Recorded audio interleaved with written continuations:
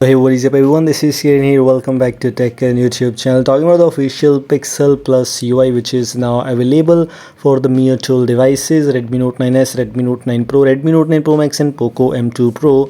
These devices are supported, but alongside with that we have other devices which are already supported for this Pixel Plus UI. We're just going to talk about the latest update things which you get in this Mio Tool device. For example, it's Pixel Plus UI, so all the Pixel features, all the Pixel goodies are present here. Looks quite good, by the way. In the terms of performance, I found it that this is just one of those custom ROMs which has very good performance, even though the scores always not tell you the exact story. But if we talk about the CPU throttling test, let's just check it out, that how is the CPU performance going on. But as they say, you must calculate the CPU throttling test, you must do CPU throttling test for at least 5 minutes to check out the real capacity and real CPU throttling test. But I'm not sure about that, but yes, it's just normal things. As I previously mentioned, and as I always mention, that the actual performance is what matters, not these scores. So yes, if you still want to believe in these scores, go and test it on your own. But in my case, I just do testing ahead of you to show you what these scores are saying, what these scores are showing to you right now. As you can see, it's touching at 100%, but yes, it's actually at least like this, as I am using it some time.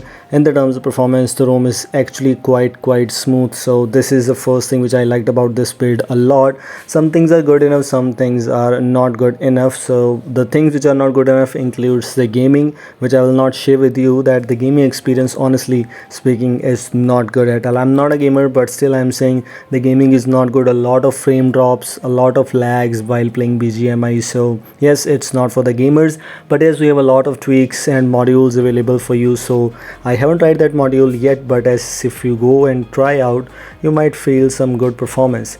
Talking about the camera related things, yes, Gcam is of course supported. I'm using the latest Gcam version 8.1, Nikita Gcam 8.1, which I already shared with you a lot of times and already made a video on this Gcam, by the way. This one is the Gcam version and which I am using on my device, Nikita Gcam version 1.0, based on Google camera version 8.1. Other things are actually same. The default camera, you just saw that the Snapdragon camera is present there. And the settings, the performance, as you already know, the scrolling speed is actually quite good. In the battery section, they've changed this to show you the Oxygen OS style battery. Oxygen OS 11 style battery data, or you can say basically this kind of graph. If you go and open the detail usage, let me just show you that how is the detail usage going on. I tried playing Battlegrounds India, as you just saw that I was playing this. Unfortunately, the performance isn't good at all, even though I just face a lot of lags and a lot of frame drops. So I'm not sure why it is. I haven't tried any custom kernel, by the way, but yes, you can give it a try. And also you have a lot of Magisk modules available. So if you don't know which are those gaming Magisk modules, you can give it a try. And alongside with that, I have a lot of videos on those, so make sure to give it a try.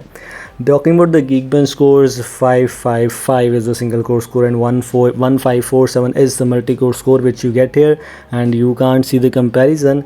But yes, 555 and 1547 is the normal Geekbench score which I was getting in this Mio Tool device in almost all the custom ROMs. So things are pretty much same here. Antutu was not working, so I wasn't able to check it. Let's just talk about the safety net status. Yes, safety net status also matters a lot, and the good thing is safety net status is passing without any issues. If you use Magisk, you need to hide that. If you don't use Magisk, the safety net status still should be passed, so that you'll be able to use the banking apps on your device. I've installed Magisk, so yes, I also enable the option of Magisk hide in settings, so that's why safety status is passing without facing any kind of issues. And like that, if you move on to the battery stats, this is how my battery stats are, which is approximately 7 to 8% battery drainage per hour.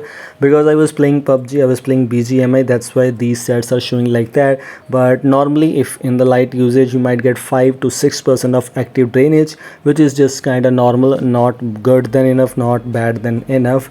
And this customization section, you have the cool interesting status bar VoLTE icons available for you, Vivo X60 Pro, and other customizations, lock screen, etc, all these are present. So yes, a Pixel OS with some cool customizations with very great performance. If you want to install it, link is in the description. This is all, thanks for watching. Don't forget to like and share this video. Goodbye, have a nice day.